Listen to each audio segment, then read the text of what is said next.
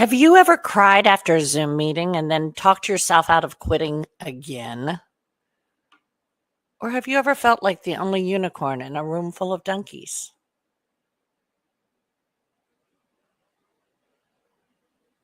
If you have, you're not the problem, but your fit might be.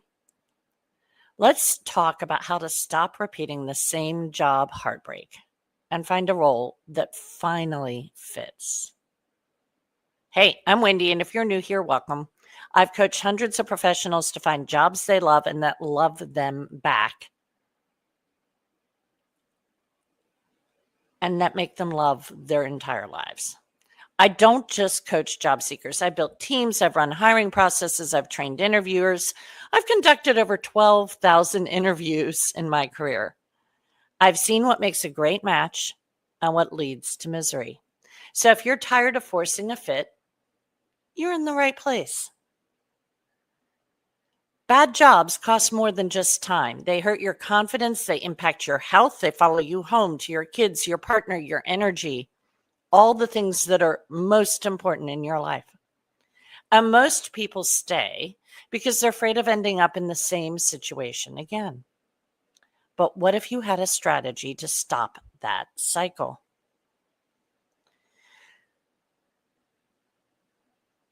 So there are a couple steps that you want to take to finding job love. The first step is to know what you love and what you hate. You can't find what you want if you don't know what it is, and you can't avoid what you don't want if you haven't named it. What drains you, what lights you up, even on the hard days.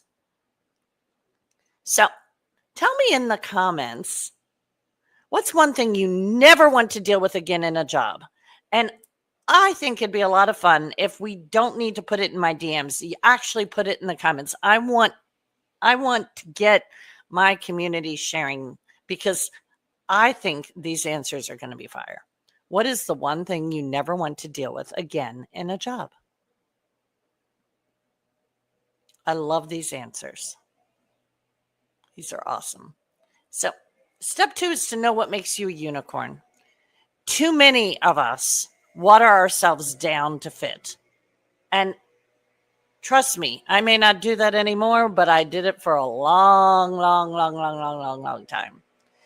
Instead of watering yourself down to fit, I want you to understand what makes you a unicorn.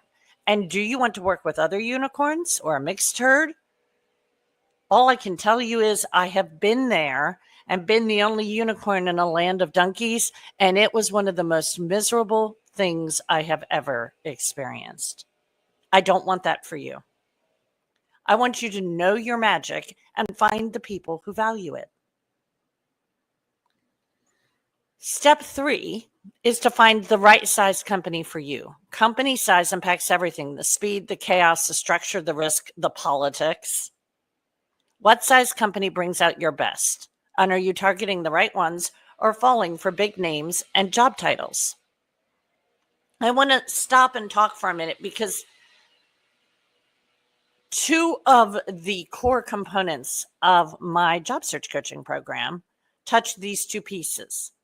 They touch the right size company piece and the best fit piece, actually. And then the third, so it's all 3, what makes you a unicorn? These are really, really mission critical components of the work that I do with my clients.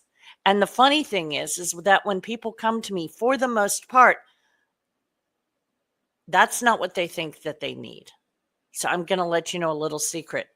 The secret to an awesome life is a job that you love and that makes space for and pays for the rest of your life. Yeah. So it's important to talk about the right size company, the best and worst fits for you across your career, and what makes you a unicorn. These are mission critical. So with regard to the right size company, most people have a right size company and they only have 1 or maybe 2. Mine, when I was a tech leader, was when it's time for the company to move out of chaos into order. So out of chaos into order. That is my sweet spot. I don't handle all chaos all the time real well. I also, when I was a tech VP, was not known for my political skills. Now, it's ironic because in my next role, I was a management consultant working for a boutique consulting firm, and I was the project lead, the go-to for the highly political clients.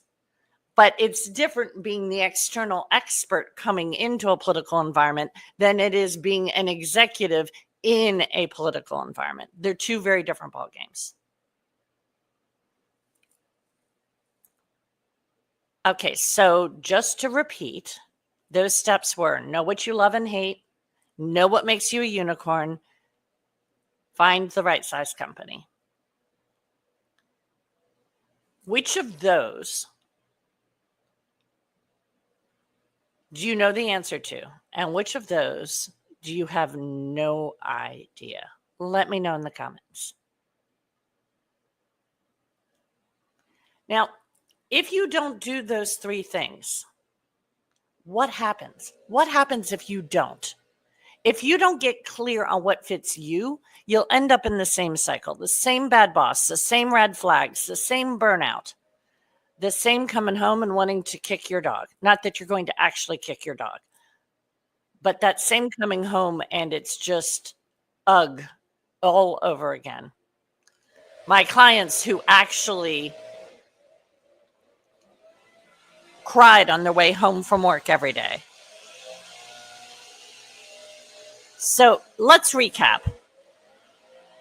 You need to define what you love and what you need and want to avoid. You need to own what makes you a unicorn, and you need to aim for the company size and style that matches your rhythm.